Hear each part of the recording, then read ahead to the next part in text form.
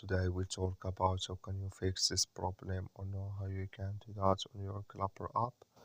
So you just follow these ways and it's going to work with you. All you have to do in the first you just click on settings. So then it's going to take you to this list. It's going to show for you like this.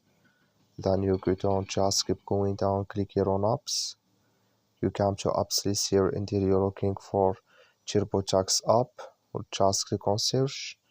Then here at Turbotax, it's going to show for you like this, click on it.